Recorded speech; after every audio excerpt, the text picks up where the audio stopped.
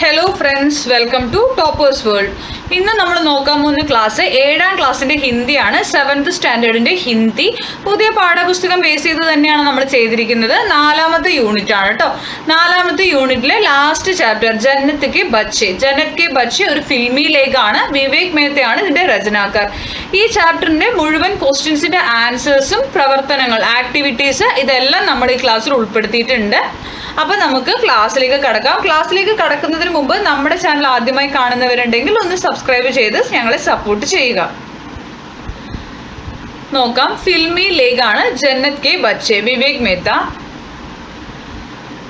ആദ്യത്തെ ക്വസ്റ്റ്യൻ, ജൂത്തും കോ മിൽ ബാണ്ട്കർ ഇസ്തേമാൽ കർനെ കി ജറൂരത് ക്യോं പടി. എന്താണ് ഈ ഷൂസ് ഇല്ലേ, ഷൂസ് ഇവർ പങ്കിട്ട് യൂസ് ചെയ്യുന്നുണ്ട്, അതായത് ഷെയർ ചെയ്തിട്ട് ഒരാൾ ഉപയോഗിച്ചത് മറ്റൊരാൾ, എന്തുകൊണ്ടാണ് അങ്ങനെ എന്നാണ് ചോദ്യം. അതിൻ്റെ ആവശ്യകത എന്താണ് നോക്കാം. അലി അപ്നി ബഹൻ സാറ എന്നാണ് കേട്ടോ, അടിയിലൊരു കുത്തുണ്ടേ,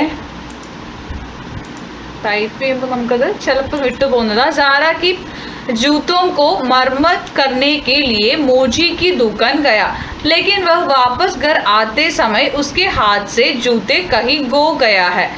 घर में दूसरे जूते मांगने के लिए पैसा नहीं है.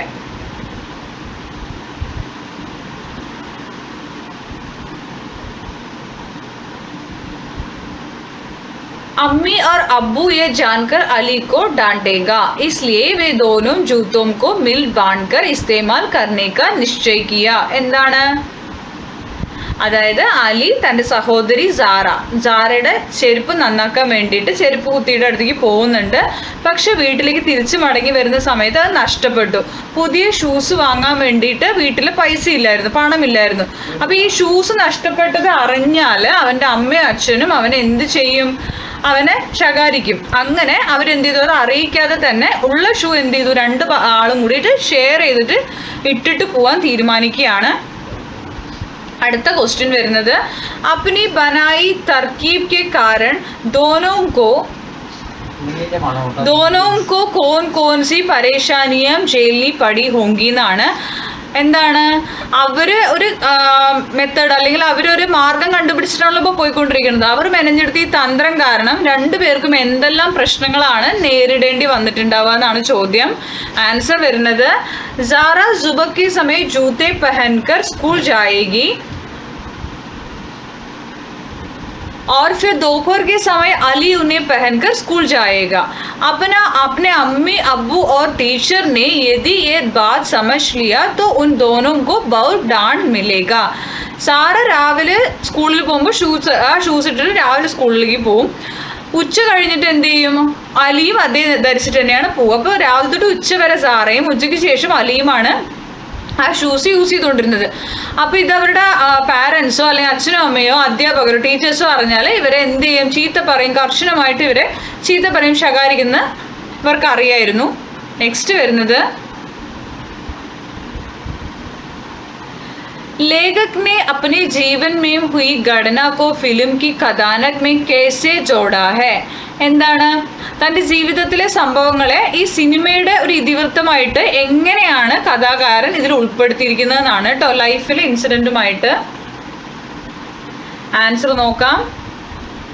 लेखक को एक मित्र है समीर और लेखक कई चीजें मिल बांधकर इस्तेमाल करते थे.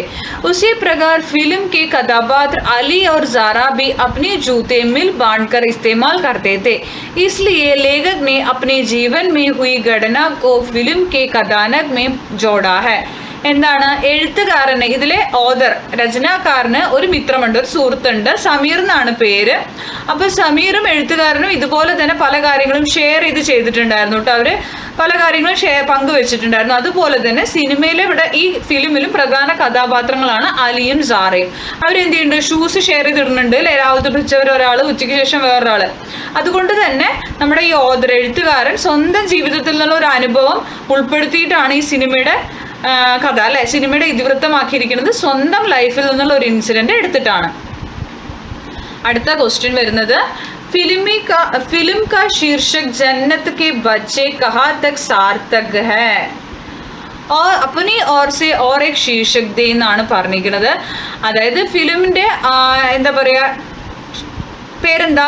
ജന്നത്ത് കെ ബച്ചെ എന്നാണ് അല്ലേ, ചിൽഡ്രൻ ഓഫ് പാരഡൈസ്. അതാണ് അതിൻ്റെ, നമുക്ക് വേറൊരു ഇതിൽ പറയാനാണെങ്കിൽ കഹാ തക് സാർത്ഥക് ഹെ എന്നാണ്. അത് എത്രത്തോളം അനുയോജ്യമാണെന്നാണ് ചോദ്യം. ഇനി നിങ്ങളുടേതായിട്ടുള്ള മറ്റൊരു പേര് നിർദ്ദേശിക്കാനുണ്ടെങ്കിൽ അത് നിങ്ങൾക്ക് ചെയ്യാം കേട്ടോ. നോക്കാം ആൻസർ. फिल्म को उचित शीर्षक ही दिया जाता है, एक दूसरे की मदद करने का मन उन बच्चों को दिया जाता है जिनमें ईश्वर की अपार कृपा है. इसलिए लेखक कहा यह जन्नत के बच्चे शीर्षक दिया है, मेरी ओर से और एक शीर्षक है. അപ്പോൾ ഇതില് ചിത്രത്തിന് അല്ല ഇതിൽ ഈ സിനിമയ്ക്ക് ഉചിതമായിട്ടുള്ള പേര് തന്നെയാണ് നൽകിയിരിക്കുന്നത് അല്ലേ. ഒരാളെ സഹായിച്ചു പോവാന്നുള്ളത് വലിയൊരു കാര്യം തന്നെയാണ്. ആ കുട്ടികൾ ദൈവത്താൽ അനുഗ്രഹിക്കപ്പെട്ട കുട്ടികളാണ്. അതുകൊണ്ട് തന്നെയാണ് പറുദീസയുടെ കുട്ടികൾ എന്നുള്ള ഈ ഒരു പേര് ഇതിലിട്ടിരിക്കുന്നത് കേട്ടോ. ജന്നത്ത് കെ ബച്ചെ എന്ന് പറഞ്ഞാൽ പറുദീസയുടെ കുട്ടികൾ എന്നാണ് അർത്ഥം വരുന്നത്. അപ്പോൾ മേരി ഓർ സെ ഏക് ശീർഷക് എന്ന് പറഞ്ഞിട്ട് ശീർഷകത്തിന്റെ പേര് കൊടുത്തിട്ടില്ല. നിങ്ങൾക്ക് എന്ത് വേണമെങ്കിലും മാറ്റാം കേട്ടോ. അതില്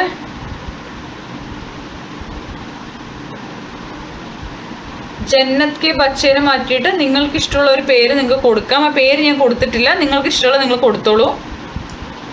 ഈ ലൈൻ അപ്പം ഇവിടെ വേണ്ട കേട്ടോ.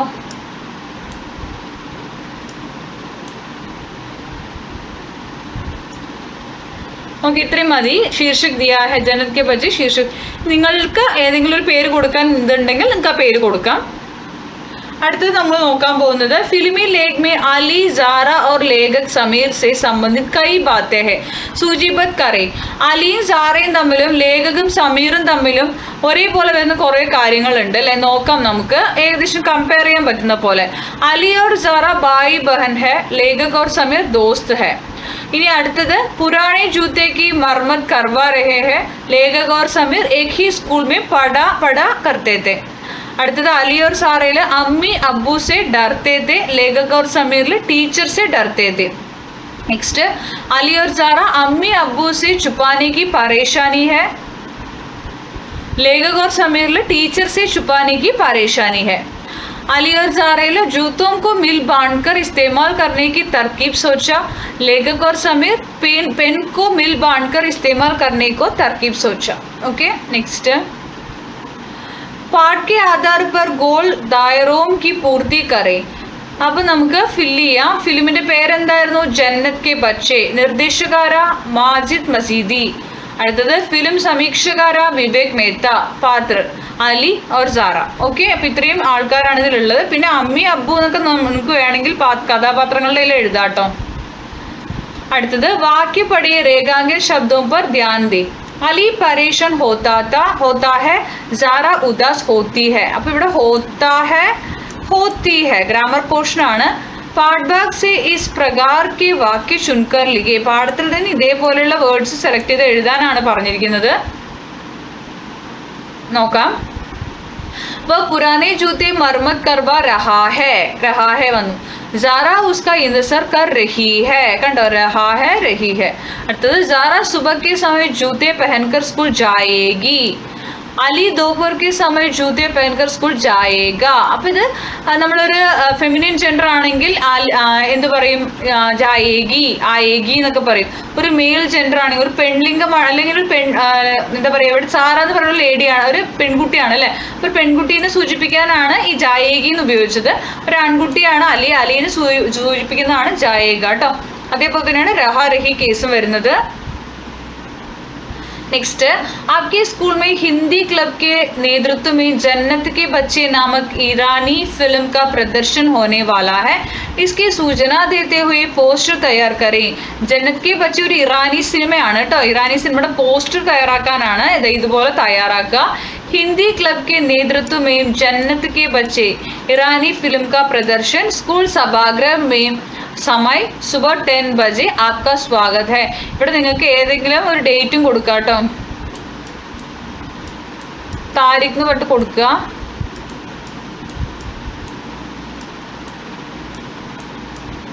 താരിഖാണ് ഡേറ്റ്. താരിഖ് എഴുതുക. എന്നിട്ട് 10/9 കഴിഞ്ഞു പോയ ഡേറ്റ് ആണിത്. നിങ്ങൾക്ക് ഇഷ്ടമുള്ള ഡേറ്റ് കൊടുത്തോളൂ. 25. ഓക്കെ, അപ്പോൾ നമ്മൾ ഈ എഴുതിയ കാര്യങ്ങൾ എന്തൊക്കെ ഉണ്ടെന്നാണ് വിഷയത്തിന് സൂചിപ്പിച്ചിട്ടുണ്ട്. എല്ലാ കാര്യങ്ങളും നമ്മൾ ഉൾപ്പെടുത്തിയിട്ടാണ് പോസ്റ്റർ തയ്യാറാക്കിയിരിക്കുന്നത് കേട്ടോ. അത് എന്തൊക്കെ ഉണ്ടെന്നുള്ളത് മാത്രമാണ് അവർ ചോദിച്ചിരിക്കുന്നത്, അത്രേ ഉള്ളൂ. അപ്പോൾ നമ്മൾ എല്ലാ ആക്ടിവിറ്റീസും ചെയ്തിട്ടുണ്ട്.